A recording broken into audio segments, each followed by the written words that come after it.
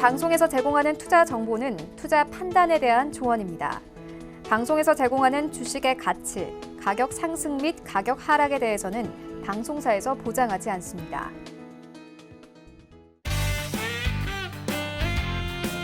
안녕하세요. 여러분들의 주식 계좌를 빵빵하게 불려드릴 주유소 1, 2부 진행의 도지은입니다. 내마녀의 날이었습니다. 하지만 우리 시장 어제 예방접종을 맞았기 때문일까요? 생각보다 변동성이 그렇게 크게 나오지 않는 하루였는데요. 최근 시장 보합권을 거듭하면서 방향성 없는 흐름이 계속되고 있습니다.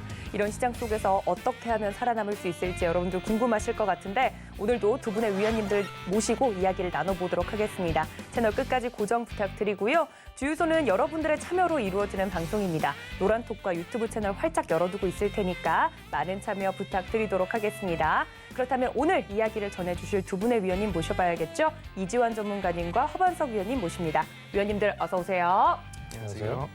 네, 위원님들 모시고 오늘도 시장 이야기와 종목 이야기 재미있게 좀 나눠 볼 텐데 오늘 제가 오면서 보니까 상암동에는 비가 좀 내리더라고요. 날이 좀 습하고 꿉꿉하고 하필 퇴근길에 비가 와서 도로가 좀 혼잡할 것 같았는데 두 분 여기 오시는 데는 어려움 없으셨나요? 차가 좀 밀리더라고요, 그렇죠? 네, 그렇습니다. 아, 차가 좀 밀리셨나요? 차가 좀 밀렸고 그래도 뭐 그렇게 많은 비가 안 왔는데 네. 이제 내일 하루 종일 이제 비가 온다니까요. 아, 그래요? 이제 그 부분도 신경 쓰이고 작년 장마 네. 때부터 비가 참 많이 왔다 그렇죠? 이번 여름이 더울지 안 더울지에 대해서도 이야기가 굉장히 많더라고요. 작년 여름은 두 분 기억하시기에 날이 어땠나요? 저 기억이 안 나서. 그때 장마가 우리나라 역사상 최고 기록이잖아요. 아, 40일 이상 장마가 와가지고 네. 상당히 좀 힘들었던 기억이 나는데 알겠습니다. 올해는 아마 그렇지 않을 것 같아요. 더위는 그럼요, 전문가님? 그 이제 제가 이제 기상 전문가가 아니기 때문에 아, 물론 전문가님께 여쭤보면 안 되지만 네. 아니 제가 왜 그냥 그러냐면 맑았으면 좋겠다는 기대감을 가지고 있습니다. 네. 시작하기 전에 저희가 막 에어컨을 사냐 마냐 이런 이야기를 했었기 때문에 그리고 여름이 더우면 더울수록 움직이는 종목들도 분명히 있잖아요. 그런 종목들을 또 생각하시는 분들은 이번 여름이 더울 거냐 궁금하실 수도 있을 것 같은데 기상 정보는 기상청에 여쭤보는 걸로 정리를 하도록 하겠습니다. 오늘 반듯한 허반석 위원님과 젠틀한 이지환 전문가님 모시고 시장 이야기를 나눠볼 텐데 상암동에는 비가 옵니다. 여러분들 동네는 어떠실지 모르겠는데 일단 시장 같은 경우를 비유를 해서 보면 비는 이미 어제 지나갔던 것 같습니다. 시장이 오히려 어제 더 많이 흔들렸고 오늘은 그래도 내마녀의 날이죠. 선물옵션 동시 만기일이었음에도 불구하고 변동성은 제한적인 모습이었습니다. 보통 옵션 동시 만기일 같은 경우는 외국인들 수급이 좀 빠져나가는 경향이 있어서 하방 압력을 강하게 받는 날이기도 하고 반대로는 그 폭이 제한적이기 때문에 뭐 빠져도 거기서 거기 아니냐라고 생각하시는 분들도 있으시더라고요. 일단 오늘 시장에 대해서 두 분의 이야기를 나눠보도록 할 텐데 뇌구조로 먼저 정리를 해보도록 하겠습니다. 두 분의 뇌구조 오늘 어떤 키워드 준비해 주셨을지 먼저 만나보시죠. 네, 첫 번째 위원님 옆에 나오고 있습니다. 변곡점, 테이퍼링, 테마성 수급, 백신, 인내심이라고 적어주셨고요. 왠지 어제 본 것 같은 느낌인데 제 착각이겠죠? 네, 다음 전문가님 보도록 하겠습니다. 선물옵션 동시 만기일 오늘이었습니다. 그리고 테이퍼링과 프로그램 매도, CPI, 외국인 수급 이렇게 적어주셨습니다. 두 분께서 자세하게 적어주셨는데 사실 선물옵션 동시 만기일이었기 때문에 뭐 시장에 대해서 움직일까 하고 궁금하셨던 분들이 계셨을 것 같아요. 근데 하락폭은 어제가 좀 더 컸던 것 같고 일단 오늘 시장에 대해서 두 분의 한 줄 정리가 좀 궁금한데 먼저 두 분 오늘 시장 체감적으로 어떠셨나요? 뭐 무난한 하루가 좀 보내졌다라는 생각이 들고요. 오히려 선물옵션 동시만기일 하루 전인 어제가 조금 더 조정이 깊었고 결국엔 심리에 대한 문제가 아니었나라는 생각이 듭니다. 뭐 테이퍼링에 대한 이슈도 그렇고요. 뭐 ECB 통화정책회의 그리고 CPI 소비자 물가지수 발표 이런 것들이 우리나라 선물옵션 동시만기일과 함께 이제 목요일, 금요일 장에 영향을 줄 수 있는 부분이기 때문에 오히려 이런 부분들이 시장을 조금 심리적으로 압박을 했다라고 좀 보여지고요. 다행스럽게도 우리나라 공매도 이후에 다시 한번 이제 외국인들의 수급이 오늘 장 동시 호가를 중심으로 조금 더 잡혀주고 있는 그런 흐름들이었습니다. 하지만 앞으로 이게 지속될 것인가에 대해서는 조금 더 한번 생각을 해보고 조심스럽게 살펴보아야 된다라고 말씀을 드리고 싶고요. 오늘 저녁에 이제 발표될 CPI 소비자 물가 지수를 조금 더 살펴보시고 내일장도 이와 마찬가지로 좀 관망세가 조금 짙어질 수도 있지만 그래도 실적을 기반으로 한 종목들, 그리고 많이 오르지 않은 종목들, 그리고 테마성 또는 투기성 수급에 급등락하지 않는 종목이라면 오히려 잘 지켜가자. 인내심이라는 단어가 좀 떠오르는 하루였습니다. 버틸 만한 종목과 버틸 만한 가격에 갖고 계시는 종목이라면 잘 인내심을 갖고 수익률을 극대화하시는 전략을 또 인내심이라고 표현을 하고 싶고요. 또 반대로 살펴보자면 조금 더 저렴하게 기업을 매수하고자 하시는 분들은 네. 인내심을 갖고 조금 더 깊은 조정이 나올 때를 기다려보는 것도 하나의 전략일 것 같습니다. 너무 조바심을 내서 매도를 하거나 조바심을 내서 매수를 하거나 모두 다 조금은 시장의 흐름대로 관망하면서 인내심을 갖고 더 좋은 가격에 사고 더 좋은 가격에 팔자. 라는 이야기로 정리를 해볼 수 있을 것 같습니다. 알겠습니다. 어제에 이어서 오늘도 좀 인내심을 가질 만한 시장이 아닌가, 가져야 된다라고 이야기를 좀 강력하게 해주신 거죠. 말씀해주신 것처럼 이제 조금 있으면 현재 시각으로 미국의 5월 소비자 물가지수입니다. CPI가 발표가 되는데 중요한 지표이니만큼 또 다음 주에 공교롭게도 FOMC 정례 회의가 예정이 되어 있어서 이때 FOMC 회의에서 어떤 내용이 나올 것인지 이 소비자 물가 지표를 보고 좀 예상해 볼 수 있을 것 같아서 시장에서는 이번 주 내내 관망세가 좀 짙은 모습입니다. 우리 이주원 전문가님은 오늘 어떻게 보셨는지 궁금하네요. 어떻게 좀 리딩을 해드렸을까요? 오늘 일단 선물옵션 동시 만기일입니다. 6월달 선물옵션 동시 만기일인데 이 선물옵션 동시 만기일은 이제 하나의 분기점입니다. 그러니까 그동안 우리가 외국인들 수급이나 기관들 수급을 좀 중요시했던 시장인데 사실 지금 시장은 펀더멘탈보다는 어떻게 보면 단기적인 수급에 의해서 많이 움직였습니다. 결국 이제 외국인들 차익 물량과 기관의 프로그램 물량에 의해서 시장의 움직임이 컸었는데 일단 이제 선물옵션 동시 만기를 기점으로 해서 그러한 움직임이 일단 한 번에 일단락됩니다. 그러니까 일단락된 이후에 방향성을 어디로 탈 것인가라는 부분이 중요한데 일단은 오늘 시장을 보면 첫 단추는 잘 깨어져 있습니다. 그러니까 결국 기관들의 이번 선물옵션 동시 만기 포지션의 하방이었기 때문에 이 동시 만기 이 동시 호가에는 예전에 이제 한번 우리가 큰 일을 당했기 때문에 신고제입니다. 그러니까 물량을 어느 정도 매도할지 매수할지에 대해서 이미 신고를 하게 되는데 알려진 대로 이제 기관은 대거 이제 매도 쪽으로 예고가 좀 되어 있었고 이 만약에 이제 기관 쪽에 대거 매도 물량을 어떻게 이제 처리할 것이냐 부분이 좀 중요했는데 결국은 오늘 아마 동시효과의 그 물량 싸움을 보고 상당히 놀라셨을 겁니다. 그러니까 외국인들이 대거 매수가 들어오면서 기관의 프로그램 매도 물량을 대거 이제 받는 모습을 좀 보여줬습니다. 물론 좀 전에 허반석 의원님이 말씀하신 대로 이게 시세 연속성이 있겠냐라는 부분은 저도 한번 좀 지켜봐야 된다라는 생각인데 네. 어쨌든 기관의 프로그램 매도 물량을 외국인들이 대거 받으면서 그동안 경기 관련돼 있는 종목들이 큰 폭으로 조정을 받았고 그 조정받는 가운데 대부분이 외국인들의 매도였습니다. 그리고 그 매도 물량이 항상 장 시작하고 9시부터 10시 사이에 집중적으로 몰리는 어떻게 보면 약속된 패시브 물량들의 매도가 나왔기 때문에 이 부분은 이제 일단락 짓고 만약 여기서 물량들이 다시 외국인들이 좀 매수 전환된다라면 시장은 네. 상당히 경기 관련돼 있는 종목도 긍정적으로 좀 갈 수 있다라고 좀 보여지고 있고요. 다만 네. 이제 단기적으로는 오늘 좀 발표될 CPI 지수가 좀 단기 방향성을 결정하겠지만 또 한편으로는 다음 주에 미국의 선물옵션 동시 만기주입니다. 그러니까 다음 주 FRB와 미국의 선물옵션 동시 만기가 아마도 중기 이상의 방향을 결정할 가능성이 상당히 큽니다. 근데 지금 현재 외국인들이 어느 정도 그 선 움직임을 본다면 그렇게 부정적으로 보고 있지는 않습니다. 그러니까 지금 좀 부정적으로 본다면 대거 매도 물량들이 쏟아져야 되는데 최근에 외국인들 매도 물량이 그렇게 공포스럽진 않거든요.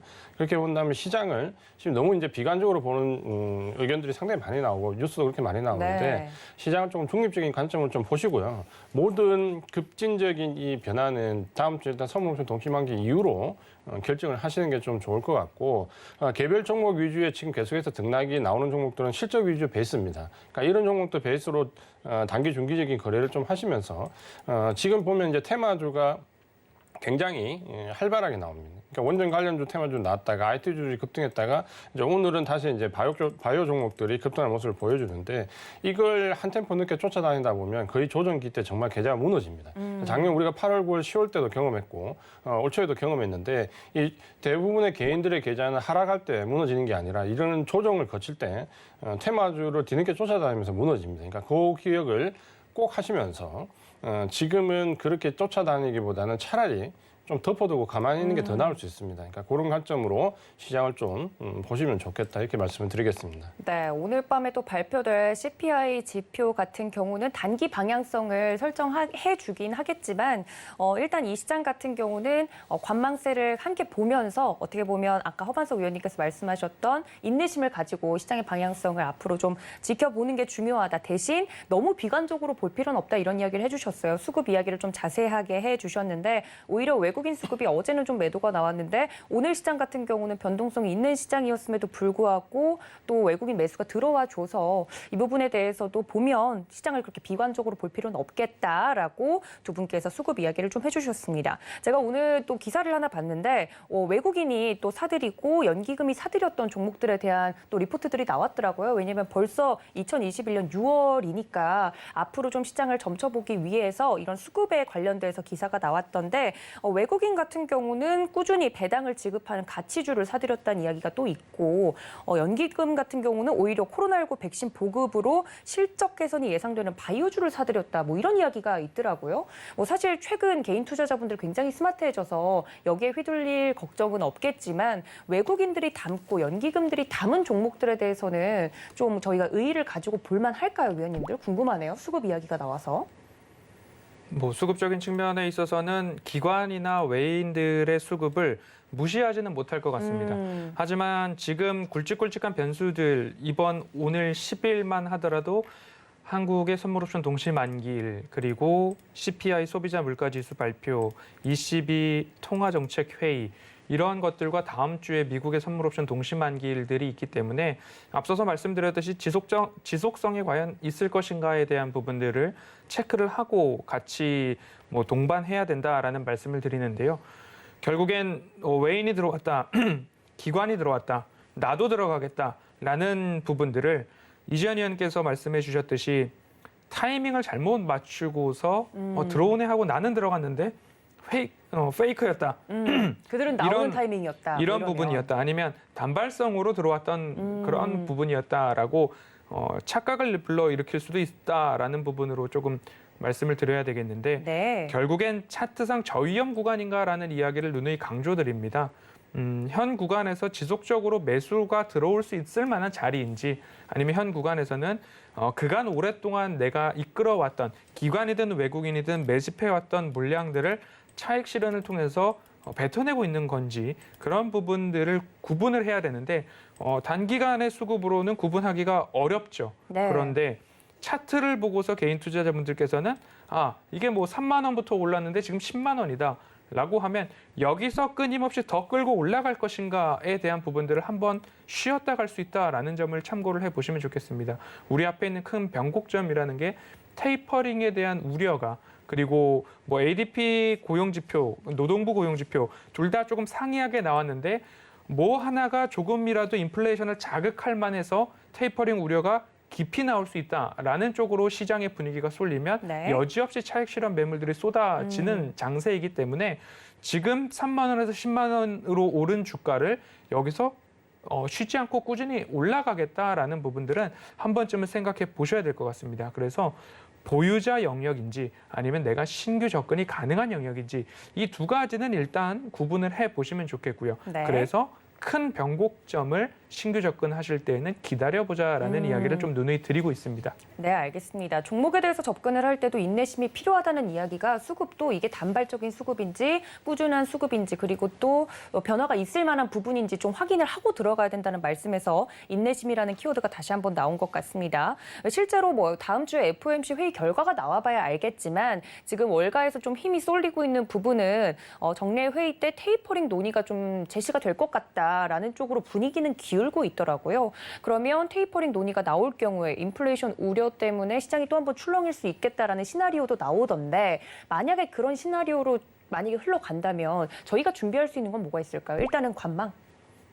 일단 그 부분을 좀 본다면 네. 아마 이제 지금 오늘 CPI 발표부터 해서 다음 주에 FRB와 그 선물표에 대한 우려감이 좀 크실 건데 이제 그 내용을 그 단순하게 사건과 관련 짓지 말고 그 안에 있는 핵심적인 내용을 좀 본다면 예를 들면 이제 CPI 발표가 오늘 예상치가 4.7%입니다. 네. 그러니까 우리가 4월 달에 한번 충격을 받았을 때 그 수치가 4.2%였거든요. 그러니까 지금 연준이 원래 이제 우리가 정상적인 페이스에서 물가 관리를 한다면 2% 내외 정도가 되는 거죠. 그리고 연준에서 지금 단기적인 원자재 가격 인상에 따라서 용인할 수 있는 퍼센테이지가 4% 전후입니다. 근데 4월 달에부터 이제 우리 시장이 조정을 받고 글로벌 증시가 충격을 받은 거는 그게 이제 4.2% 나왔기 때문이죠. 근데 사실 오늘 CPI는 이미 예상치가 4.7%입니다. 네. 그러니까 거기서 얼마만큼 더 크게 나와도 시장이 사실 그렇게 이미 예상치를 그 정도 잡고 있기 때문에 충격이 그렇게 걱정할 만큼 제가 볼 때 크지는 않을 가능성이 좀 네. 높다라고 좀 보여지고 그다음에 이제 다음 주에 그 FRB와 관련된 부분에서는 분명히 냉탕과 온탕이 같이 나올 겁니다. 그러니까 냉탕은 뭐냐면 결국에는 연준의 각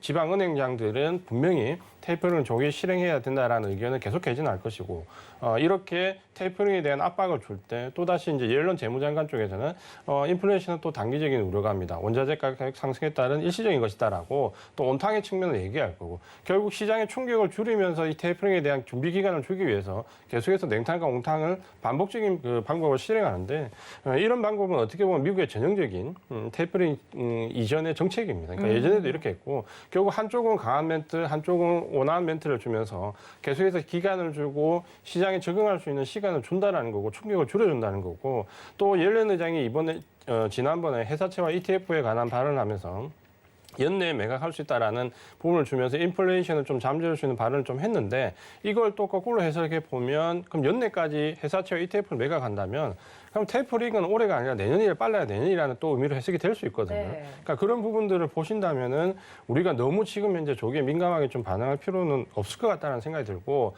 일시적으로 인플레이션 우려감이 온다라는 부분은 오히려 제가 봤을 때 경기 회복 관련된 종목들이 조정을 멈추고 상승으로 전환할 수 있는 시점이 되기도 합니다. 그러니까 그런 양원적인 측면이 같이 있다라는 부분을 보시면서 너무 한쪽으로 비관적인 측면을 보실 필요는 없고 네. 지금 큰 시장은 우리가 보는 시장은 어쨌든 경기가 회복되면서 경기가 회복되기 때문에 테이퍼링도 할 수 있고 이후에 금리 인상도 할 수 있다라는 관점으로 본다면 좋아지는 방향으로 가면서 일시적인 조정을 받는 거지 하락으로 가면서 일시적 반등이 나오는 게 아니거든요. 그러니까 큰 흐름을 그렇게 잡고 보시면서 단기적인 조정에 대한 부분을 너무 민감하게 봐야 되지 말자. 과거에 우리가 2000년대 이후에 보면 14번의 금리 이상이 있었지만 금리 인상 기기에 주가 내려간 적은 한 번도 없었습니다. 네. 그리고 테이퍼링에 의해서 조정이 왔을 때 최대 기간이 보통 2개월이었고요. 금리 인상이 오기 직전에 보통 조정받는 기간이 최대 4개월 정도입니다. 그러니까 그런 부분을 본다면 그 정도 견디는 건 우리 할 수 있잖아요. 요즘 개인 투자자분들은. 그렇죠, 그러니까 너무 그렇죠. 겁내지 말고 시장은 조금 냉정하게 보자.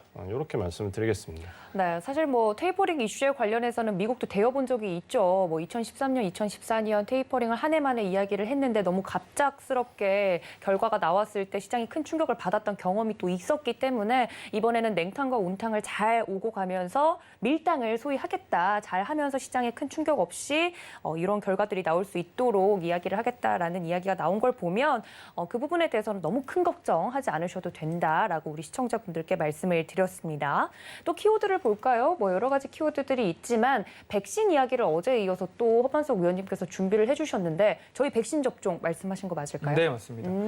또 기사 나온 걸 보니까 대부분 나온 기사들이 백신 많은 국민들이 맞고 있다, 고무적이다 뭐 이런 내용들이 나오고 있더라고요. 그 부분일까요, 위원님? 네, 오늘 제 주변 지인 친구들도 네. 백신을 상당히 많이 맞고 있는 모습들이 오. 직접적으로 친한 친구들은 그런 연락들이 오고 있고 SNS를 통해서도 본인이 접종을 한다. 그리고 이제 접종 증명에 대한 부분들, 그런 카드들 같은 것들을 이제 스크린샷으로 올리는 모습들도 좀 보고 있는데요.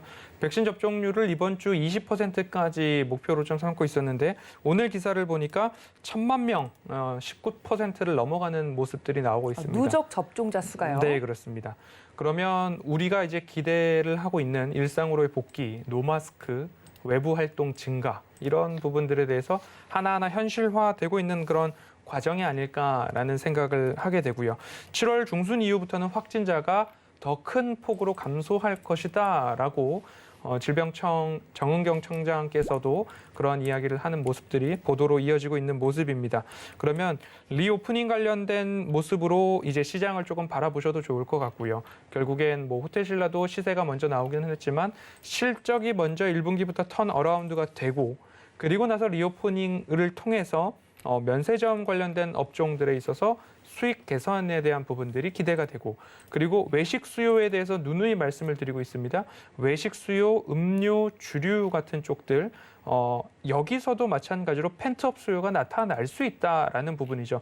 그렇게 억눌려 왔던 부분인데 노마스크와 외부 활동이 이제 일상으로의 복귀가 나타난다면 폭발적으로 조금 나타날 수도 있겠다라는 모습으로 말씀을 드리면 뭐 대형 할인점이나 백화점 관련된 부분에 있어서 시세가 다시 한번 나와줄 수도 있는 모습들이기 때문에 이런 것들을 하나하나 차곡차곡 준비를 하시면 좋겠고요. 미국에서도 밈 관련 주식이라고 해서 뭐 AMC, 우리나라로는 뭐 영화관 관련된 주들이 되겠죠. 그리고 카지노 이런 쪽으로도 변곡점을 이용해서 내가 아직 사지 못했던 기업들을 정말로 사고 싶은데 언제 사면 될까라는 부분으로 너무 빨리 따라 들어가기보다는 여기까지 오지 않으면 나는 안 살 거야 라는 대응으로 살펴보셔도 좋겠다라는 말씀을 꼭 드리고 싶습니다. 네. 늦게 사도 괜찮다라는 생각으로 내가 원하는 가격이 아니면 보내주고 나는 또 다른 관심 종목을 스터디해서 좋은 가격에 사야 그게 정말로 스터디가 잘 되고 좋은 결과로 이어지기 때문에 그 두 가지를 잘 체크를 하셔서 일상으로의 복귀를 잘 준비해 보시면 좋겠다라는 말씀에 어제에 의해서 오늘도 네. 백신을 적어봤습니다. 네, 실제로 이제 백신을 맞으면 할 수 있는 것들에 대해서도 인터넷에서 여러 가지 정보들이 돌고 있더라고요. 근데 이제 재밌었던 게 백신을 맞으면 공공장소에서 큰 소리로 이야기할 수 있는 뭐 그런 권한이 주어진다고 해서 나도 백신 빨리 맞고 큰 소리로 마스크 없이 좀 외치고 싶다 뭐 이런 이야기를 친구들과 나누었던 기억이 나는데 그러니까 미국에서도 실제로 미국 국무부가 여행 제한 조치를 좀 완화한다는 발표 때문에 어제 또 관련주들이 움직였고 앞으로도 일상으로 복귀가 되면 이런 소비주들의 흐름도 좋아지지 않을까라고 이야기를 해주신 것 같습니다. 특히 뭐 아까 뭐 면세점 이야기도 해주셨고 여러 가지 이야기를 해주셨는데 실제로 백신 접종이 더 이루어지고 빠르게 이루어지면 소비주들이 최근에 순환매가 다 돌긴 돌았잖아요. 그러면 뭐 돌았던 순서대로 다시 돌진 않겠지만 가장 빠르게 움직일 수 있는 곳은 역시나 여행 관련주일까요? 최근에 또 한번 상승이 있었어서 궁금한데 여행이나 항공주들에 대해서는 두 분 생각 어떠실까요? 오늘 이제 미국이 그 여행 제한 조치를 일부 완화했잖아요. 그러니까 네네. 우리나라를 비롯한 61개국의 여행 조치를 완화하면서 아마도 이제 그 영향 때문에 항공이나 여행 관련된 종목들이 꽤 크게 상승을 했고 미국도 지금 현재 이 종목들이 흐름이 나쁘지 않습니다. 이제 문제는 지금 현재 순환매의 관점으로 일단 접근을 하신 분들은 네. 사실 이 부분을 펀더멘탈을 가지고 길게 보유하기는 사실 어렵습니다. 그렇죠. 왜냐하면 뭐 지금 당장 뭐 실적이 2분기에 개선되거나 3분기에 개선되거나 이런 문제는 아니고 언젠가 이제 백신이 이렇게 좀 돼서 활발하게 진행되면 개선될 것이라는 기대감을 가지고 일단 가기 때문에 이 기대감을 가지고 갈 때는 레벨업으로 볼 수는 없고 일단 순환매 관점으로 보셔야 됩니다. 그래서 적당한 시점에 이제 차익 실현을 또 하고 다시 이제 또 재매수하는 방향으로 가시는 게 좀 맞을 것 같고요. 하나투어가 지금 아마 지금 큰 폭으로 이제 상승을 하면서 네. 가장 좋은 흐름의 모습을 좀 보여주고 있습니다. 그러니까 지금 현재 기술적으로 보면 이제 여기서 서서히 이제 한 번 정도 끊어갈 시점은 좀 되고 있거든요. 아마 이제 미국에서도 이런 논란이 최근에 있은 이후에 아마도 이 순환매가 한 번쯤 마무리가 되면 이제 소비재가 전체적으로 한번 마무리가 될 것 같습니다. 그러니까 소비재가 그 순환매 안에서도 식음료 정도가 먼저 상승을 시작한 이후에 네. 화장품이나 그리고 최근에 이제 여행이나 이런 부분까지 이제 한 바퀴 전부 다 이제 돌아가는 모습이거든요. 그러면 이제 어느 정도 지금 시점에서는 그동안 한 시장이 좀 조정받을 때 한 최근 한 2주, 3주 정도 강했던 소비재 위주의 어떤 관점에서 다시 경기 확장과 관련되어 있는 펀더멘탈 종목 쪽으로 또 다시 매기가 몰려갈 수 있는 시점이라고 좀 감안을 하시고 장기적인 뭐 투자자분들께서는 어느 정도 일정 부분 포스터를 유지하면서 그냥 길게 가져가셔도 되고요. 이제 짧게 순환매 관점으로 보시는 분들은 이제 지금 자체에서는 수단배를 한번 네. 다시 이제 되돌릴 수 있는 시점이다라고 인식을 하시는 게 좋을 것 같습니다. 알겠습니다. 소비주 순환매 관점에서 다시 돌 가능성이 높다라고 이야기를 해주셨습니다. 그리고 또 이야기를 해보면 키워드 안에서 비슷한 이야기로 이야기를 해볼 수도 있는 게 테마성 수급에 대해서도 이제 허반석 위원님께서 준비를 해주신 것 같아요. 이렇게 또 밈 주식이라고 아까 이야기를 해주셨잖아요. 입소문을 타서 밸류에이션과 상관없이 종목들이 움직이거나 이건 또 순환매랑은 약간은 다르죠, 성격이. 밈 주식이 또 유행을 하면서 순간적으로 확 몰렸다가 확 빠졌다가 뭐 이런 흐름들이 나타나는 종목들도 있어서 투자를 하시는 분들이 약간 혼란스러워 하실 수도 있을 것 같아요. 테마성 수급에 대해서도 위원님 한 말씀 해주실 수 있을까요? 뭐 테마라고 하면 어제는 트래블 버블에 대해서 한번 말씀을 좀 드렸었고요. 네. 그리고 여행 테마죠. 항공 여행 관련된 주였고 오늘 같은 경우에는 정치 테마에 대한 부분들도 조금 이슈가 되었던 것 같습니다. 출마가 예상이 되고 있는 대선 출마가 예상이 되고 있는 윤석열 전 검찰총장의 공수처 수사 착수라는 소식들이 장중에 시장에 돌기 시작했습니다. 그러면 지금까지 이런 이야기들을 하죠. 5년에 한 번 오는 이 테마를 놓치겠느냐라는 이야기들이 스팸 문자를 통해서도 하루에 수건씩 들어오고 있는 시장의 모습입니다. 네, 저도 봤어요. 네. 그런데 이러한 와중에 시장에서 이러한 뉴스가 돌았다라고 하니까 결국엔 많이 오른 종목들에 있어서는 당연히 큰 하락세가 나오는데 많이 오르지도 않았는데 하필이면 여기가 또 테마로 엮일 수 있대라는 빌미로 하락을 부추기는 모습들이 시장에서 또 포착이 되는 모습들입니다. 그래서 이 테마성 수급이라고도 부를 수 있고요.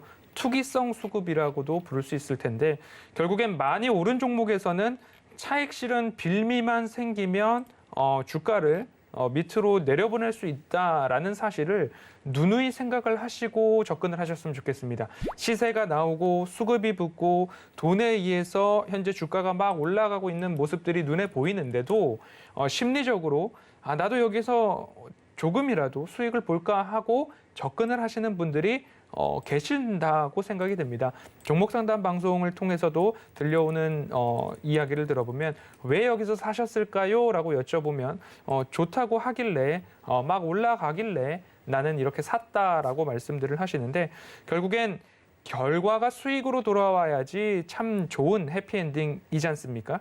그렇기 때문에 투기성 수급, 테마성 수급을 너무 즐겨하지 않으시면 어떨까라는 생각을 좀 해보게 됐습니다.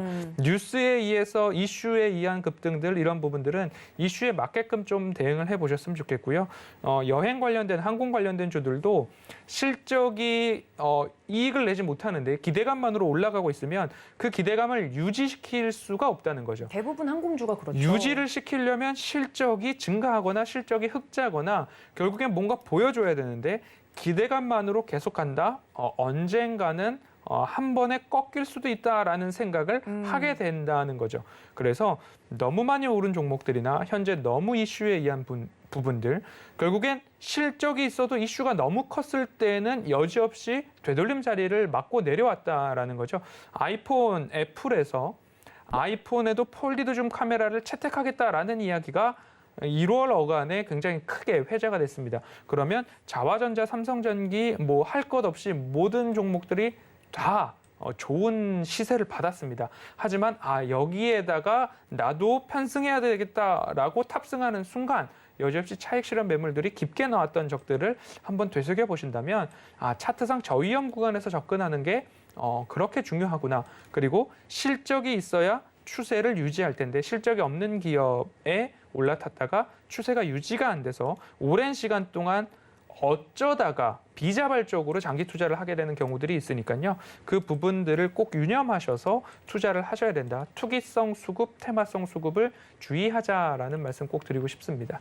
네, 최근에 또 이슈가 불거졌던 그래서 움직였던 종목들에 대해서 이야기를 좀 해주신 것 같습니다. 실제로 항공주 주가는 굉장히 많이 올라가 있지만 중요한 건 그 기대감으로 오른 주가만큼 이 기업이 돈을 잘 벌 수 있을 것인가에 대해서는 항공주 같은 경우는 아직 비행기가 본격적으로 뜬 게 아니기 때문에 굉장히 실적적인 부분에선 걱정되는 부분들이 분명히 있습니다. 이런 부분들을 여러분들이 잘 체크를 하시고 앞으로는 실적이 정말 잘 나오는 기업들의 주가가 그게 주가에 잘 반영이 될 그런 시장이 올 것이기 때문에 이렇게 이슈에 움직이는 종목들 실제로 많은 뭐랄까요? 차이가 벌어져 있는 종목들에 대해서는 좀 경고성으로 이야기를 좀 해주신 부분이 있으니까 여러분들 이 점 좀 참고를 해주시면 좋겠고요. 실제로 뭐 주식이 심리라는 말이 이런 데서 와닿는 게 아닌가 싶습니다. 뭐 나는 이 주식으로, 이 테마성 주식으로, 종목으로 돈을 이만큼 벌었다 하고 자랑하시는 분들 보면 배가 아플 수도 있잖아요. 그런데 그렇게 기대감으로 오른 종목은 언젠가는 또 고꾸라지는 일이 많더라고요. 여러분들 이슈나 테마에 쫓아다니지 마시고 여러분들의 판단과 공부를 하시면서 이 종목에 대해서 제대로 좀 투자를 하시는 우리 투자자분들이 되시기를 바랍니다. 자, 위원님들의 종목에 대한 이야기들, 뇌구조 이야기들을 지금까지 하고 있는데 이번에는 우리 시청자분들의 뇌구조를 살펴볼까 합니다. 여러분들의 뇌구조는 어떤 키워드로 차 있을지 함께 만나보시죠. 네, 지금 나가고 있는데요. 2차 전지, 삼성 SDI, 반도체, 임플란트는 왜 들어가 있을까요? 최근에 임플란트 관련주를 사신 건지, 임플란트를 하셨다는 건지 궁금한데. 그리고 오스템 임플란트가 아마 급등했어요. 그 종목 때문에 또 넣어서 궁금해서 넣어주신 것 같아요. 상승할 업종, 아예 대놓고 이렇게 물어보시는 분도 계시네요. 앞으로 상승할 게 무엇이냐 물어보신 분도 있으신데 일단 키워드들만 봐도 시장에서 잘 안 오르고 소외되고 있는 부분들을 가지고 있으셔서 물어보신 것 같습니다. 2차 전지, 반도체, 뭐 급등한 종목 이렇게 있는데 이 키워드 중에서 시청자분들의 뇌구조를 보시고 좀 코멘트를 하고 싶으신 부분이 있다면 자유롭게 좀 들어볼까요, 위원님들? 어떤 게 눈에 띄나요?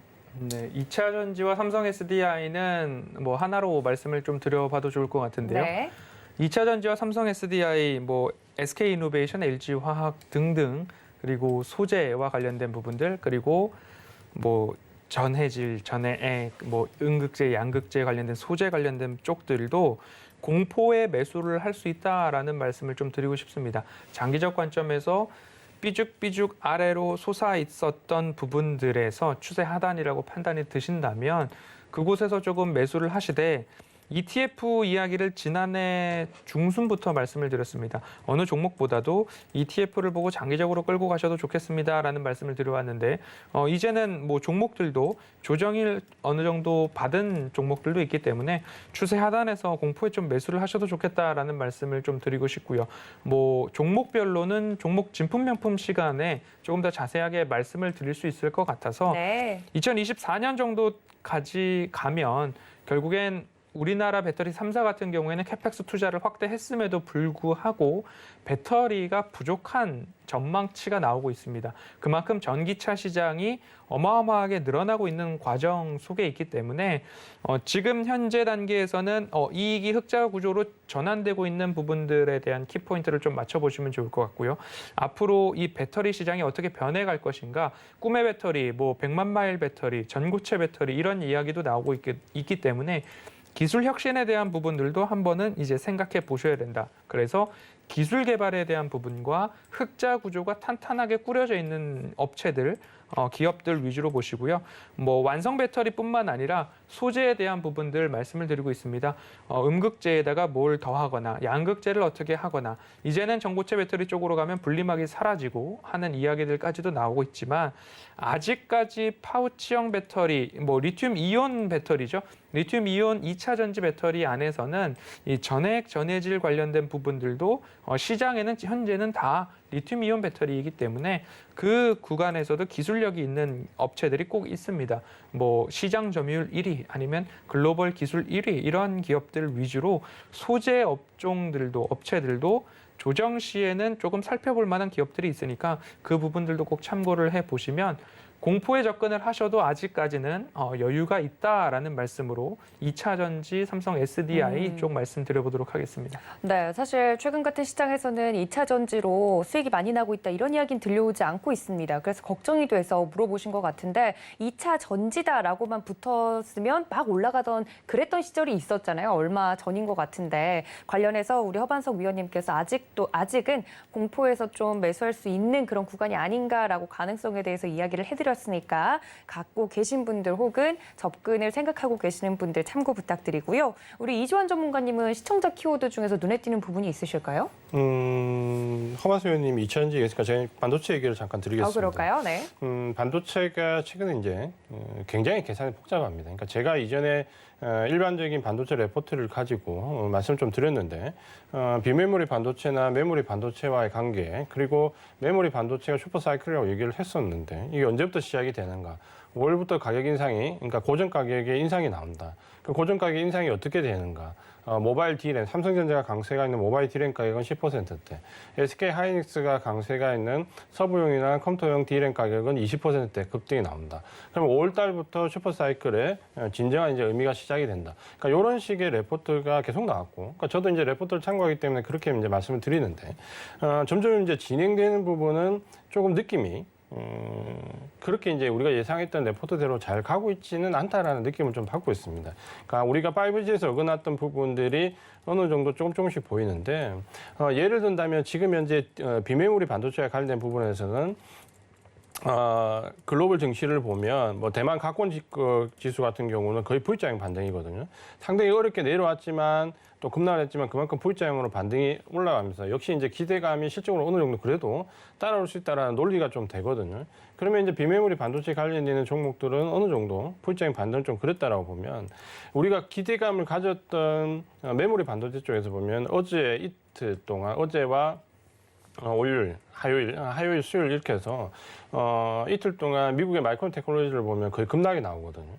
그러니까 이틀 동안 한 7, 8% 이상 급락을 해버리는데 사실 기대감은 지금 마이크론 테크놀로지 같은 경우는 삼성전자와 기술격차 줄었다면서 굉장히 D램 관련된 부분에서 뉴스는 좋게 보도가 되었는데 실제로 주가는 이틀 동안 한 8%, 7% 급락을 하면서 D램 관련된 종목들이 많이 내려앉거든요. 근데 SK 하이닉스도 기대했던 것만큼 지금 5월 달에 실적이 올라가지 못하고 있거든요. 그러니까 이런 부분들이 우리 시청자분들이 헷갈릴 수밖에 없는 상황이고 어려운 상황입니다. 네. 시청자뿐만 아니라 저 같은 사람들도 봐도 이걸 지금 당장 정확하게 해석해내기는 상당히 어려운 구간에 들어와 있습니다. 그러니까 이 부분이 정말 우리가 연초에 예상한 대로 슈퍼사이클로 갈 수 있는 부분인지 가격 인상이 제대로 되고 있는 건지 왜 주가의 글로벌 증시에 반영이 안 되고 있는지에 대한 부분은 명확하게 지금 해석할 수 있는 부분들이 지금 현재로서는 없다라는 거죠.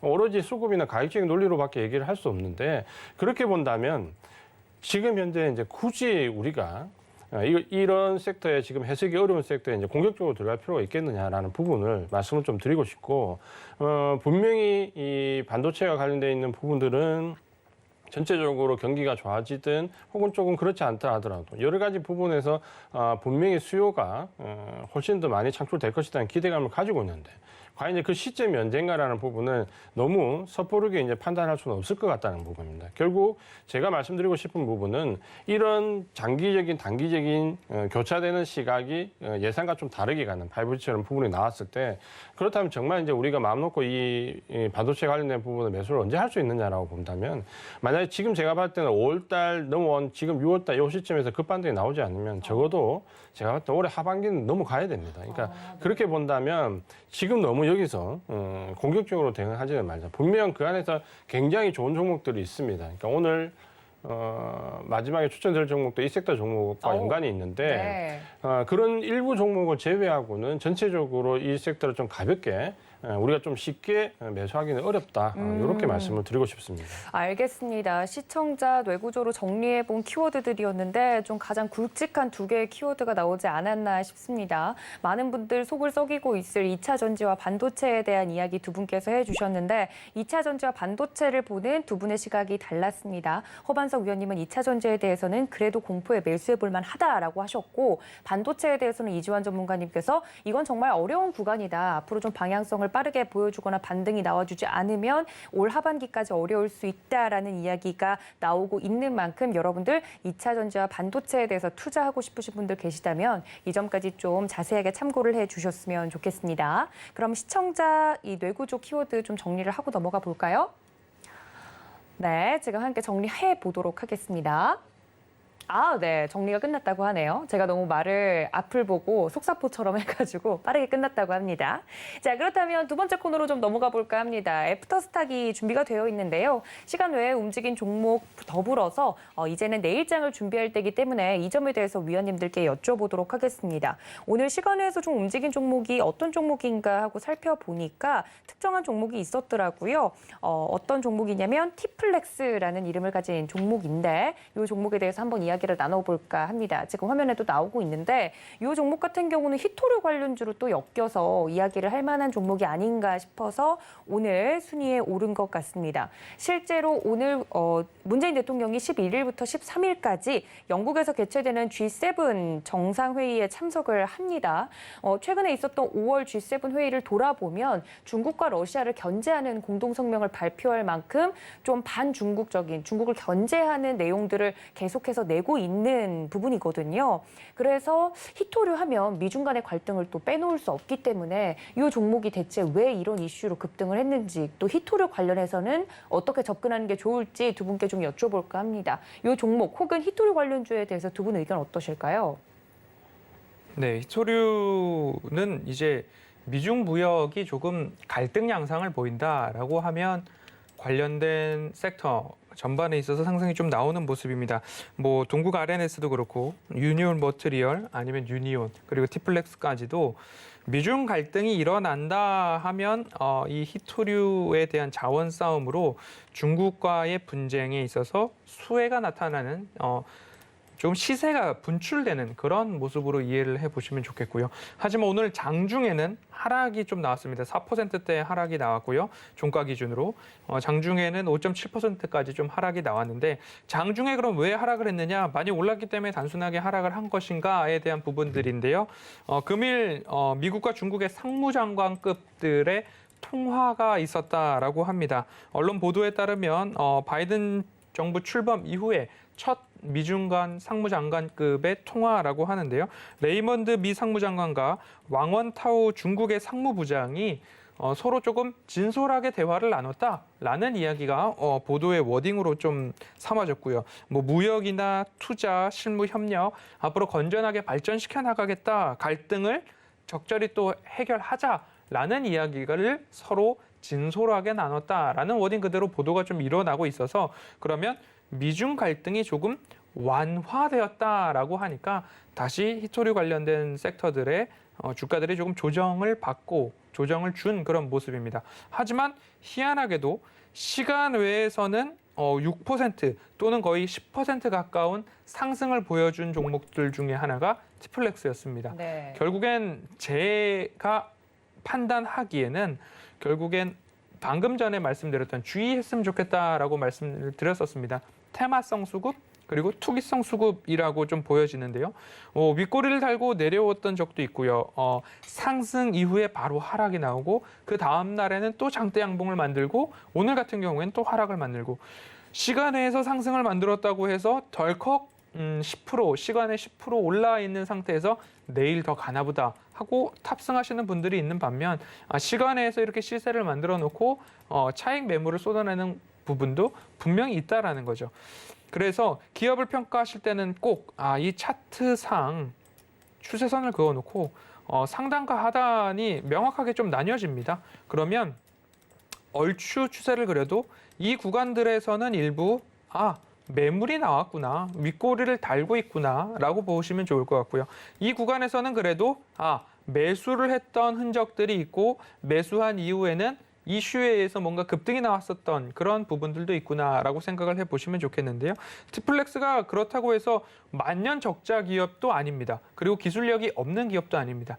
스테인레스 본강 그리고 후판, 판재라고 하죠. 그럼 선박, 기계, 플랜트, 조선 어느 곳에든지 조금 더 적용을 해볼 수 있기 때문에 원전 이슈에서도 조금 같이 이슈가 나오고요. 네. 그리고 조선 업황 개선에 따라서 조선 관련돼 있어서도 스테인레스 판재가 들어가니까 후판이 들어가니까 같이 덩달아 이슈를 받았던 모습들이 곳곳에 차트를 본다 하더라도 삐죽삐죽 솟아오른 적들이 많이 있습니다. 그래서 이런 부분들을 생각해 보셨을 때는 너무 급등했을 때 따라가기보다는 차트를 길게 열어놓고 어디서 되돌림이 나왔나를 한 번쯤은 살펴보시고 들어가도 늦지 않는다라고 정리해 보겠습니다. 알겠습니다. 티플렉스 이야기를 들어보니까 굉장히 엮여있는 테마가 많은 것 같은데 히토류, 뭐 조선, 원전 할 것 없이 최근에 강세를 띄웠던 테마들에 다 엮여있는 종목이라서 오늘도 시세 분출이 나오지 않았나 싶네요. 이지원 전문가님께서도 좀 히토류 관련해서 이야기하실 게 많으실 것 같은데 어떻게 생각하세요, 종목? 결국에 이제 히트로 관련된 부분은 테마로 보셔야 되고요. 그러니까 이 부분이 만약에 뭐 진짜 레벨업을 시킬 수 있냐라는 부분은 좀 전에 허반수 의원님 말씀하셨지만 이 펀더멘털 상으로 접근하기는 굉장히 어렵고요.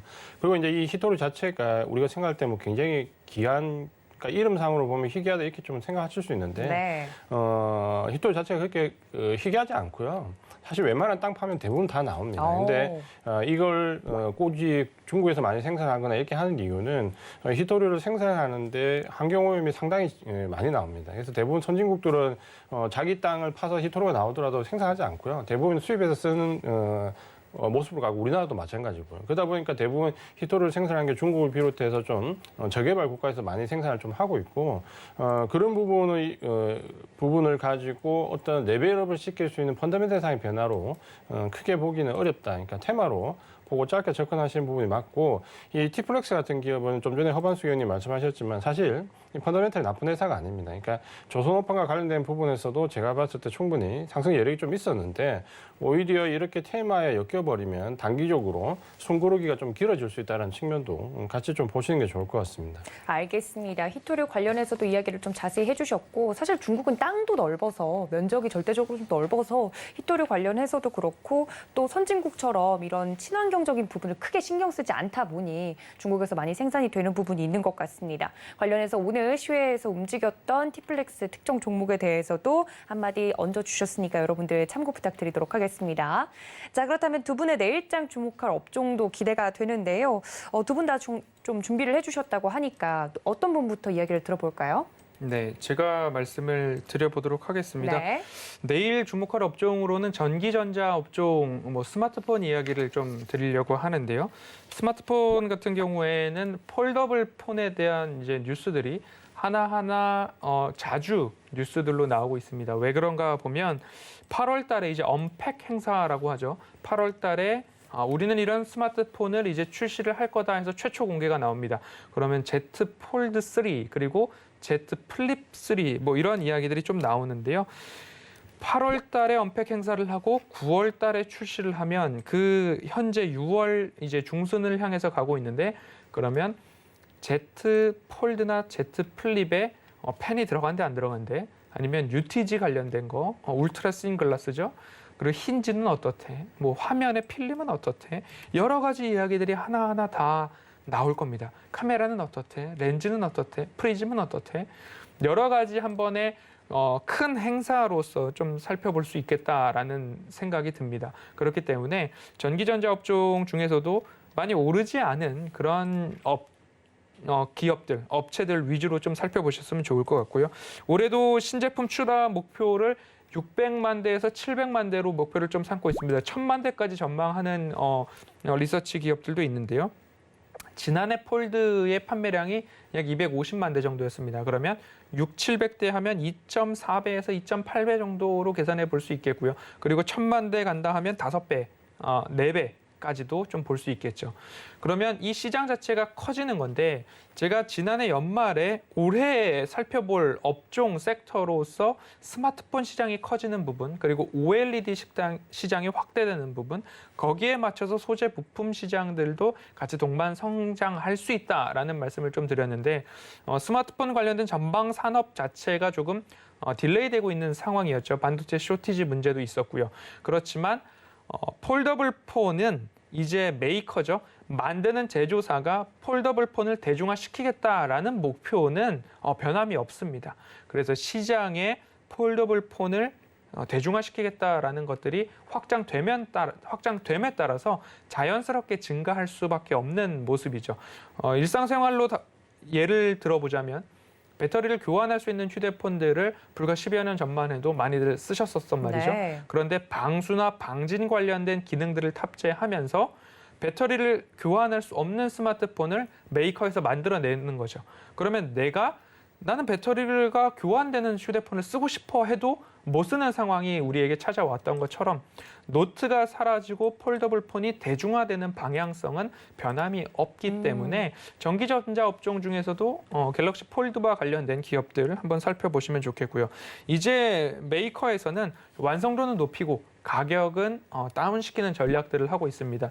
너무 많은 납품 업체들이 몰려있다 보니까 출혈 경쟁, 치킨 게임에 대한 이야기들도 나오고 있는데요. 잘 찾아보시면 그 안에서도 우위를 선점하고 있는 기업들이 있습니다. 모든 기업들이 영업이익이 하락함에도 불구하고 영업이익이 증가하는 기업들도 있고 어떻게 보면 이번 이슈를 통해서 차트상 저위험 구간, 저점에서 다시 한번 반등이 나올 수도 있는 기업들이 찾으면 눈에 보이실 수도 있고 저의 포트폴리오에도 한 종목이 담겨 있기 때문에 그 부분들을 한번 살펴보셔도 좋겠다라는 말씀 드리고 싶습니다. 알겠습니다. 허반석 위원님께서 오늘 준비해 주신 내일장 눈여겨볼 만한 업종 바로 전기전자 이야기를 해드렸습니다.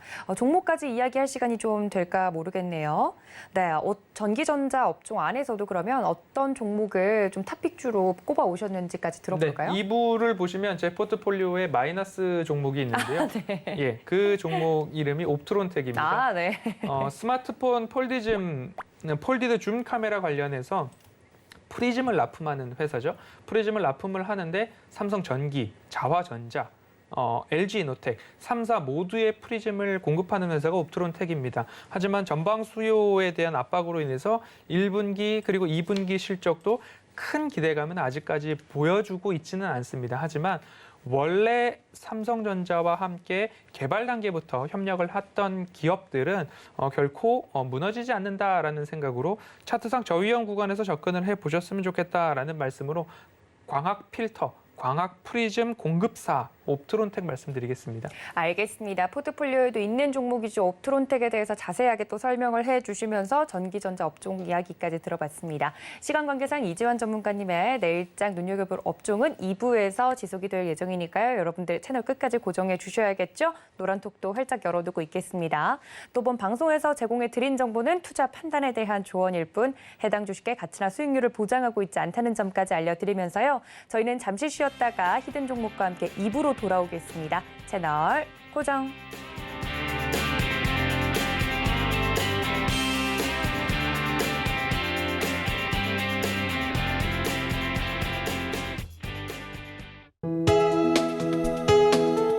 본 방송에서 제공하는 투자 정보는 투자 판단에 대한 조언입니다. 방송에서 제공하는 주식의 가치, 가격 상승 및 가격 하락에 대해서는 방송사에서 보장하지 않습니다.